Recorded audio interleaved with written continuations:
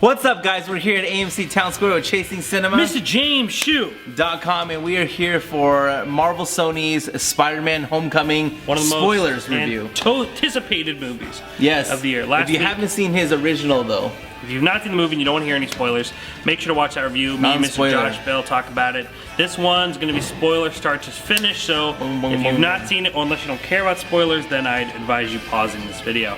All right, let's hop right into it. Shu, what'd you think? I'm sure we'll be all like over the place. Yeah, all over the place. But so out of 10, real quick, I feel like for me it was like an 8 out of 10. Really enjoyed it. Generous. And I think the part that really got me pumped was when Peter goes to his girlfriend's house and the door opens and it's Vulture. It's Michael Keaton. I didn't see that coming. Very subtle. I mean, I wouldn't go so far to call it a twist, but that was a nice little hanger right there. And I felt the same way. There was a big gasp in the screening that I had the first time. This is the second time around for me. And the first time, yeah, there was like, oh man. And I didn't see that coming. I thought that was a nice little switch up bait right there. So, what else did you like about the movie? Tom Holland. I like Tom Holland as Spider-Man. Yeah. Yeah, I liked Andrew Garfield. I didn't care for Tobey Maguire. I always felt that he was a little whiny for me. But part 2 was awesome. And then this one I think is definitely better than Venom 3, both Garfields. Even though I liked Garfield ones, I really liked this one, and I really liked the second Garfield. Those were fine too. Yeah, I mean that one's the worst. The worst is not a real word, but that was the worst. Spider-Man 3 and Amazing Spider-Man 2 were like. I'll take Spider-Man 2 over Venom. Oh. God, that was, for me that the emo dancing and that right there. Jamie Foxx. I'd rather take Jamie Foxx and the emo dancing and Topher Grace's Venom. But anyway, what I did like about this movie, like I didn't like a lot, was Zendaya's character. Like she was so negative. I felt like she the whole time, and then she's flicking him off, and then she's just like this negative girl, and then at the ending, she's like, "Oh, my friends call me MJ." That's because she appreciates positive thinking. You want to know more about positive thinking? Go on this guy's channel. I didn't mind her character at all. I didn't like that at all. And then I don't know. Are they gonna say that her name's like Michelle Mary Jane? Like is Mary Jane the middle name? Mary Jane's an abbreviated name, I think. Oh, okay. That's what I'm assuming. She said her friends call her MJ. I would assume her middle name wouldn't be Michelle MJ, whatever. I would assume it would just be, they call me MJ. And I know that you're allowed to change characters and stuff, but like that. But I always felt that like MJ was like positive, you know, and she's confident. And this girl doesn't seem confident, or the way they portrayed her doesn't seem positive.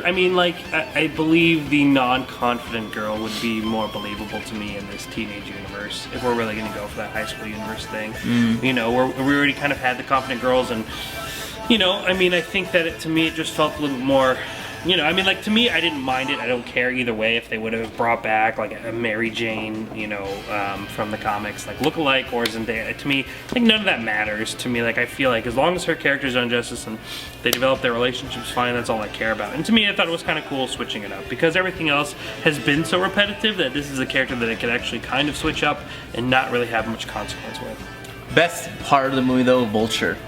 The way that they built his machine. Batman is the best part about Spider-Man. Yeah, he did great. He did absolutely phenomenal. Great. Yeah, he did great. He is really good in this movie, and you know he's been coming off such really high roles, and even doing Birdman. It's kind of cool that he actually plays another Birdman. He was still Birdman. Yeah, he was technically Birdman, being Vulture. So but he didn't die at the end of Birdman. No, he just flew off. He flew off and you know started building weapons in New York. So that's interesting. So there's a prequel. Who would have thought? Aunt May, nothing really standing out. Marisa Tomei, no. Fine. Good-looking woman. Everyone else seems to think so in the movie. What do you think about the action, the Tony Stark interactions? I didn't think they overused it. They promoted it as it was going to be the Iron Man 4. Movie, yeah, they really did promote it that way, and it wasn't that at all. I don't even think he was in the movie for 10 minutes. Actual Robert Downey Jr. probably wasn't even 5 minutes. Yeah, I dug the movie. Yeah, I did too. I dug it. I've said multiple times talking to people, and I think that what really works here is that this movie is kind of this coming-of-age story of this kid, which Spider-Man has always been, and though we've tried to replicate it with Tobey Maguire being, you know, we've all gone through those kind of phases of these kids in high school not really fitting in, but Tom Holland felt the most genuine, and it didn't feel so much about this kid becoming Spider-Man, it's more about this kid kind of figuring out this deal already being Spider-Man. And I think that is what really worked here, and there's so many great moments where we lose that kind of Spider-Man persona when we get back the kid. We look back at some of the other Spider-Mans, and once they kind of puts on the suit, that confidence comes along with it, and that kind of adolescence, fear, and unconfidence kind of dissipates. Where in this movie, it heightens, and I think I really appreciate that. Like, I think the best scene in this entire movie is the scene when Michael Keaton finds out. Yeah, that was really good. Like that whole entire sequence The car ride. of when he meets him, when he opens the door, and his face gets so flushed. You know, I think when there's suspicions in the early Spider-Man movies of who is who, you know, there's this fear, like anger of kind of wanting to be on defense mode. Where in this movie, Peter Parker looks terrified. He looks like he can't focus. He's scared.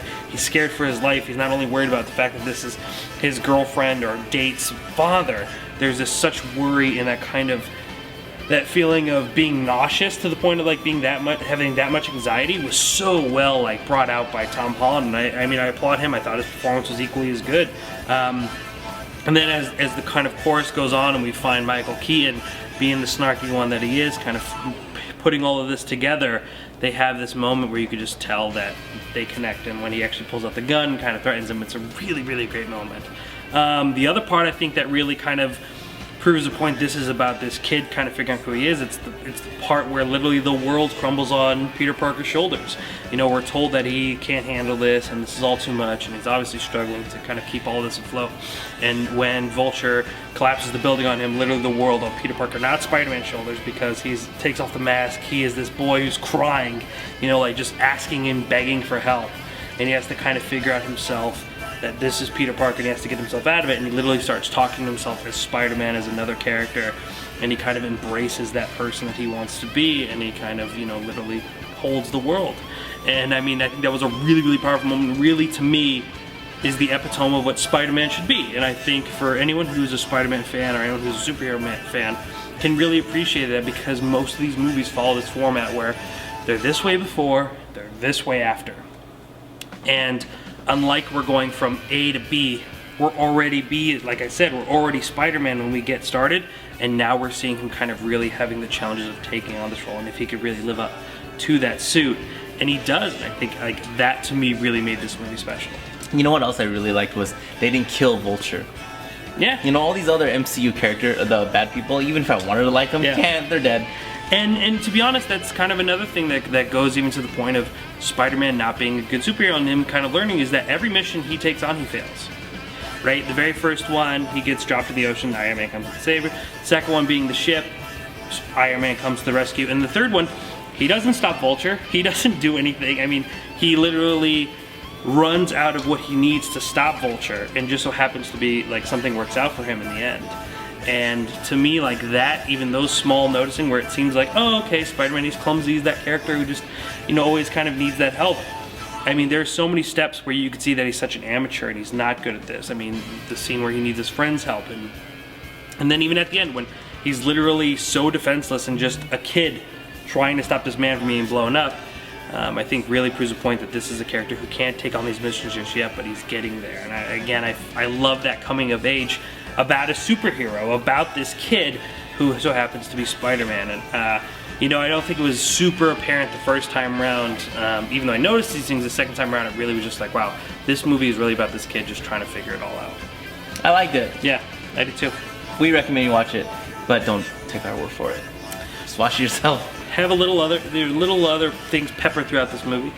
Like Pepper Potts. Yes, we have. I guess Pepper she's Potts, back. And I thought Gwyneth Paltrow Paltrow said she didn't want to do this anymore.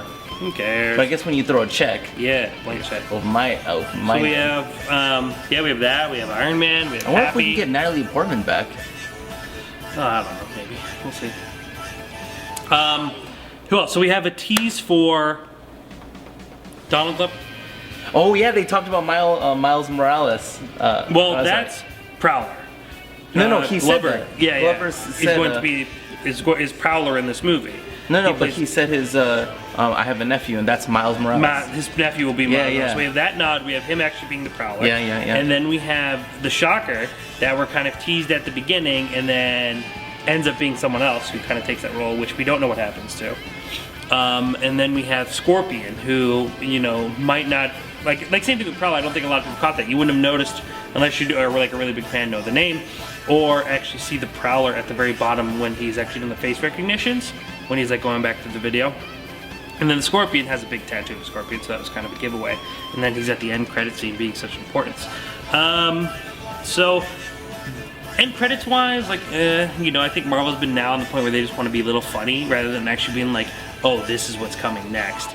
They kind of give you that with Scorpion, but it still doesn't feel as important as they used to be. Especially the last one. The last one was just there for fun. Chris Evans, Captain America, also makes appearances in this movie. He had 3. Yeah, three little cameos. Very funny. Very funny. Didn't go over well with our audience, but the first audience I saw, they really enjoyed that. But overall, I thought the movie was fun, and like I said, I think its head was in the right place, and it told the story that needed to be told about this character, Peter Parker, who's been done so many times. And I know there's a lot of people. I'll be talking about this with Chet Buchanan in the Morning Zoo tomorrow morning at 8:30. We kind of had this conversation about, you know, there being so many Spider-Mans and people being frustrated and fed up. I know someone close to me that also feels that way. But I think this is the one you need to give one more chance to it and just try to let yourself enjoy it. And if there is another Spider-Man, then I won't blame you. But this is the one that deserves the attention, because I think not only is this the best Spider-Man since Spider-Man 2, I think Tom Holland is made for this role. And I think if the writers are sticking to where they're going, that they could really make this work. I love Spider-Man 2 because I think overall it's a great movie and a great villain and things like that. But I think this is a close second. Yeah, it's exciting because Kevin Feige said Tom Holland has a 5-story arc. And this kid's literally going to just blow up. Yeah. Like, his fame is just gonna like... I'm really happy with this movie. Where would you put this on your superheroes of the year so far? So we have Logan, Wonder Woman, and... Wonder Woman's my favorite, Logan, and then probably this one. Oh, really? Yeah. I think... I thought Logan was so sad. Logan was good, but I still... yeah, that's a tough one. Yeah. So, I think I like this a little bit more than Wonder Woman though. But you know, You're I don't know. allowed to. Well, I'll have to rewatch everything because you know this is still pretty fresh. Yeah. It's that day, it's that moment after hype, you know, and just kind of sleeping through it. But I mean, Wonder Woman's a lot of great qualities too. But how many more superheroes movies are there? 2, right? Justice League and Thor Ragnarok, which I can't wait for. Cannot wait for. But we have a lot of exciting things coming. And in 7 days, in particular, Planet of the Apes. War of the Planet of the Apes. And then 7 days after that, I believe it is Dunkirk. And then 7 days after that, I think it's Atomic Blonde. So it's like, this is the month to come to the movies. So if you are not at our monthly premieres, you need to go on... monthly premieres. Weekly premieres. That we do every month, is what I meant to say. Every week. You need to follow this guy on Facebook, facebook.com/ Official James Hsu. Official James Hsu. You need to like it. That's when you know you'll find everything you need to know about our movie premieres and all the other fun events that we have going. Make sure to go check out his channel. I've also reviewed The Big Sick, which opened in Las Vegas today. I know Spidey, but not here at AMC Town Square. I think they might have just not uploaded the full schedule yet. I believe that they might be getting it. I was talking to one of the managers, so make sure to double check. But guys, I know Spidey is the it movie this weekend. But please show some love to The Big Sick because that is a great movie. I can't wait to watch it. Awesome comedy, something fresh, something different, something more on the independent sequence. Got a huge standing ovation at Sundance. It deserves your time and your money. So please go support that movie. Go check out my review with that white eye. Anything else? Just pumped. Let's do it. Good. ChasingSimon.com. Film Lovers website.